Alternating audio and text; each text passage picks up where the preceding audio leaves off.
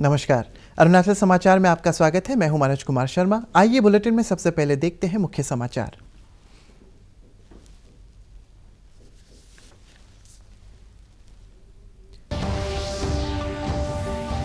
देश भर में पिछले 24 घंटों में कोविड-19 संक्रमण के 6,535 नए मामले। असम में कोविड-19 संक्रमण के मामलों की संख्या बढ़कर 597 हुई।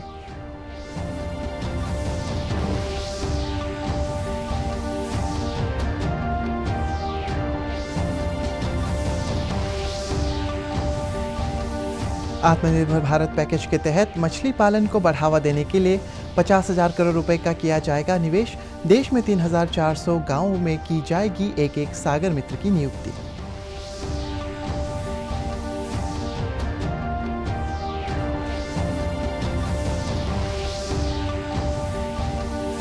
दिबांग वैली जिले के अर्जू गांव में भूस्खलन से एक ही परिवार के 3 लोगों की मौत। मुख्यमंत्री पेमा खांडू ने शोक व्यक्त करते हुए निकट संबंधियों को 4 लाख रुपए की अनुग्रह राशि देने की घोषणा। भारी बारिश और भूस्खलन से राज्य में जनजीवन प्रभावित।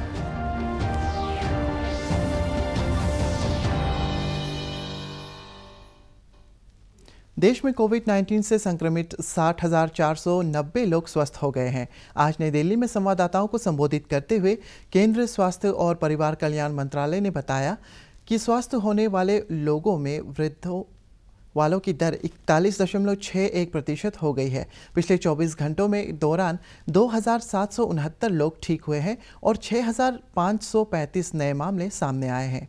आने के बाद कुल संक्रमित की संख्या 1,45,380 हो गई है। इस वायरस से पिछले 24 घंटों में 146 लोगों की मौत हुई है। अब तक कुल मृतकों की संख्या 4,167 हो गई है। केंद्रीय स्वास्थ्य मंत्रालय के अनुसार संक्रमण से 50% बुजुर्गों की मौत हुई और केंद्र सरकार उनकी सेहत पर विशेष ध्यान दे रही है। ICMR के अनुसार देश में कोविड के लिए सरकारी और निजी क्षेत्र को मिलाकर कुल 612 लैब की सैंपल की जांच की जा रही है। देश में प्रतिदिन 1 लाख से अधिक कोविड टेस्ट किए जा रहे हैं। इधर असम में कोविड-19 संक्रमण के मामलों की संख्या बढ़कर 597 हो गई है, जिनमें से 62 मरीज स्वस्थ होकर घर जा चुके हैं और 4 की मौत हो गई है।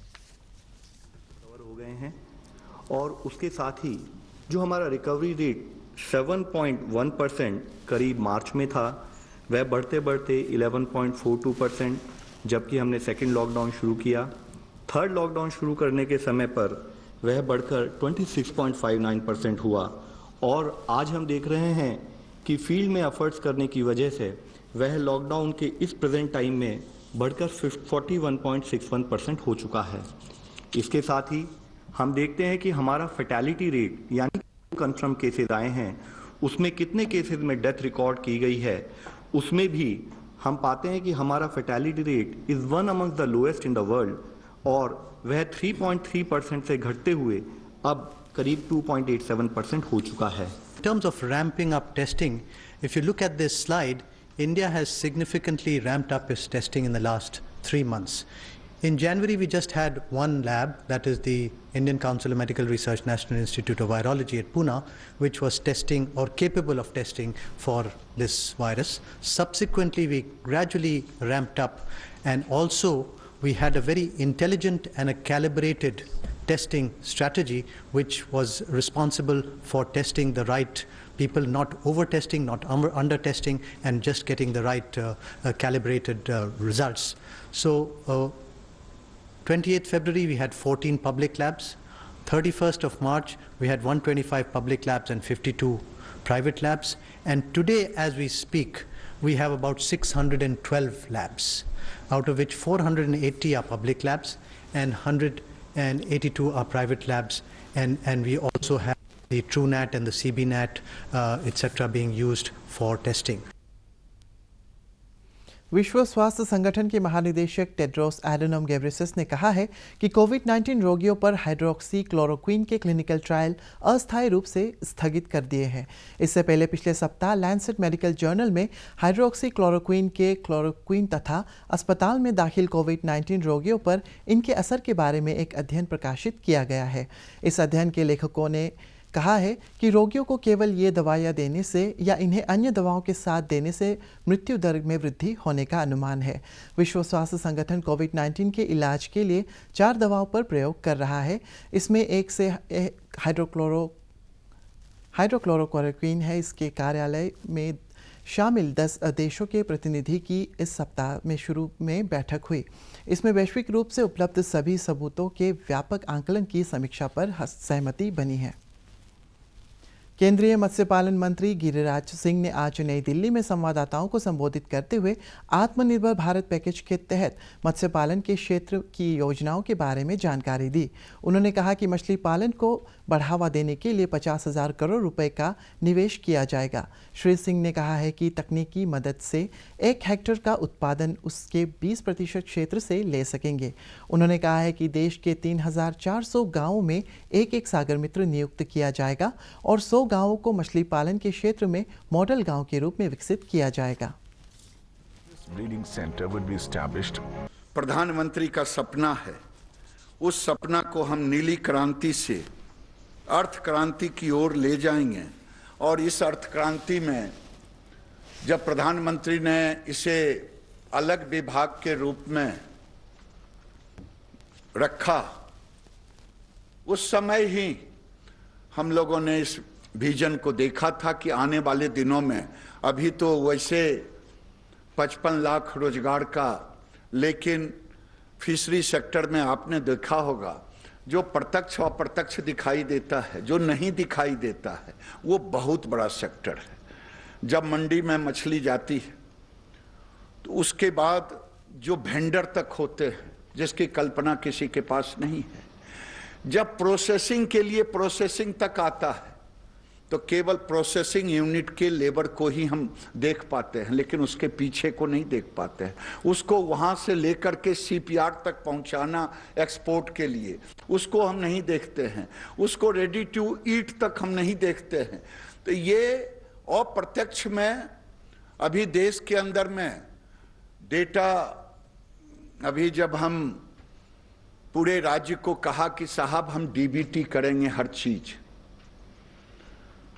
जो स्कीम देंगे आपको, वो भी किसानों के साथ, मछुआरों के साथ जो भी बेनिफिट रहेगा। अब जो आ रहा है डेटा, पहले 2.5 करोड़ के लगभग में था, अब हर दिन हर स्टेट, हमने कहा सबका रजिस्ट्रेशन करें, 4 करोड़ से ऊपर डेटा आ चुके हैं। राज्य सरकार लॉकडाउन के दौरान छात्रों को शिक्षा से जोड़े रखने के लिए हर संभव कदम उठा रहा है। राज्य की शिक्षा सचिव निहारिका राय ने कहा है कि इस सप्ताह कक्षा 6 से 8 तक डीडी अरुण प्रभा को प्रतिदिन ऑनलाइन क्लास प्रसारित किया जाएगा। उन्होंने कहा कि राज्य में कक्षा 6 से लेकर कक्षा 10 तक के विद्यालयों को खोलने के लिए जून महीने के माध्यम से स्थिति की समीक्षा की जाएगी। TV based online education system शुरू किया हुआ है। ये एक कोलैबोरेशन है मिनिस्ट्री ऑफ एचआरडी के साथ। इसमें स्वयं प्रभा करके एक चैनल है जिस पे 9 से 12 स्टैंडर्ड की क्लासेस रोज सुबह 7 से दोपहर 1 बजे तक आती हैं, जिसमें रिकॉर्डेड लेसन्स स्टूडेंट्स को दिए जाते हैं। इसके बाद दोपहर 1 बजे से शाम के 7 बजे तक उनके डाउट्स क्लियर होते हैं और 7 बजे शाम से क्लासेस रिपीट की जाती हैं। तो ये चैनल टाटा स्काई पे भी है और ये उपलब्ध वीडियोकॉन टीवी पे भी है, एयरटेल टीवी पे, सारे डिश चैनल्स पे ये अवेलेबल है। और इसके तहत हम उनको 9 से 12 स्टैंडर्ड की क्लासेस आज भी टीवी बेस्ड दे रहे हैं। जहाँ तक 6 से 8 स्टैंडर्ड स्टूडेंट्स का सवाल है, तो हमें अरुण प्रभा चैनल पे 2 घंटे का स्लॉट मिला है। तो हम केंद्रीय विद्यालय के साथ मिलकर मटेरियल डेवलप कर रहे हैं और जल्द ही इसी हफ्ते से वो भी आने लग जाएगा 6 से 8 स्टैंडर्ड स्टूडेंट्स के लिए आधे घंटे की 4 क्लासेस। तो इस तरह से हम अपना जो मिडिल स्कूल है और जो सेकेंडरी और हायर सेकेंडरी स्कूल है उनकी एजुकेशन पे ध्यान दे पा रहे हैं। राजीव गांधी विश्वविद्यालय के इंग्लिश विभाग द्वारा ह्यूमैनिटीज़ में ऑनलाइन एसटीसी रिसर्च मेथोडोलॉजी पर आज से एक वेबिनार शुरू हुआ। आगामी 30 मई तक चलने वाले इस वेबिनार का उद्घाटन ईएफएल यूनिवर्सिटी के कुलपति प्रोफेसर ई सुरेश कुमार ने किया। उन्होंने राजीव गांधी विश्वविद्यालय द्वारा ऑनलाइन माध्यम से शिक्षण संकाय के सदस्यों और विद्यार्थियों को शिक्षण कार्य से जुड़े रहने के लिए किए जा रहे प्रयासों की सराहना की। इस अवसर पर राजीव गांधी विश्वविद्यालय के कुलपति प्रोफेसर साकेत कुशवाहा ने ह्यूमैनिटीज़ में ऑनलाइन STC रिसर्च मैथोडोलॉजी की प्रासंगिकता पर चर्चा करते हुए इसे आगे बढ़ाने पर जोर दिया। इस मौके पर RGU के रजिस्ट्रार प्रोफेसर तोमो रिबा ने प्रतिभागियों और आयोजककर्ताओं को डिजिटल शिक्षा के लिए प्रोत्साहित किया। कोविड-19 के संक्रमण को फैलने से रोकने के लिए हमें एक दूसरे का अभिवादन करते समय हाथ मिलाने या गले मिलने के बजाय सोशल डिस्टेंसिंग को बनाए रखने के लिए नमस्ते करना चाहिए। प्रस्तुत है एक रिपोर्ट।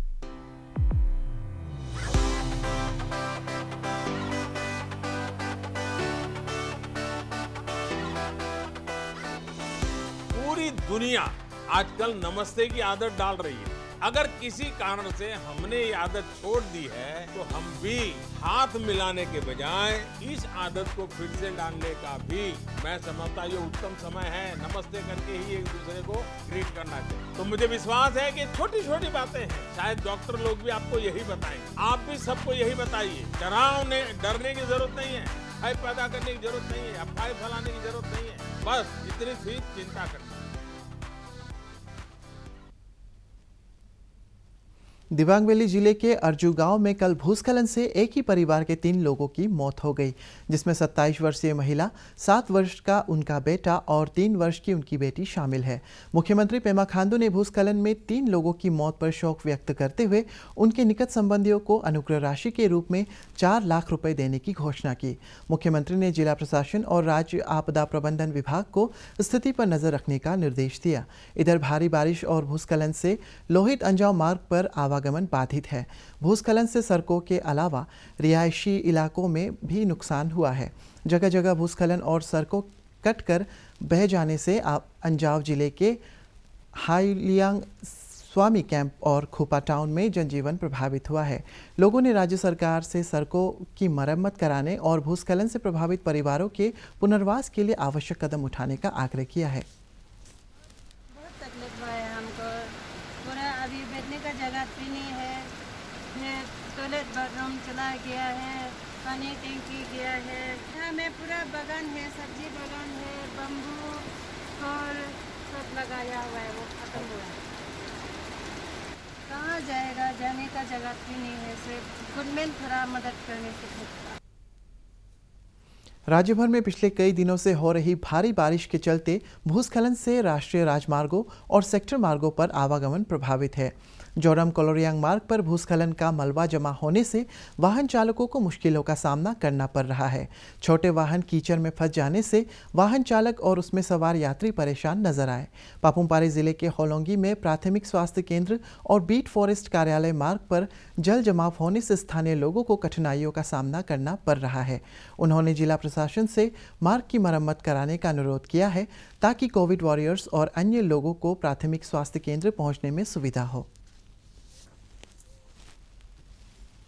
देश में स्वदेशी सूत से बने हुए ट्रिपल लेयर मास्क की उपलब्धता सुनिश्चित करने के लिए खादी इंडिया मिशन चलाया जा रहा है। खादी इंडिया के अध्यक्ष वीके सक्सेना ने बताया कि हाथ से बने हुए इस मास्क को बार बार उपयोग किया जा सकता है। उन्होंने कहा है कि यह मास्क बायोडिग्रेडेबल और स्किन फ्रेंडली है। उन्होंने कहा कि सिल्क से बने हुए खादी इंडिया के ट्रिपल लेयर मास्क को N95 की जगह आम लोग उपयोग कर सकते हैं। Yesterday we have launched a very special category mask.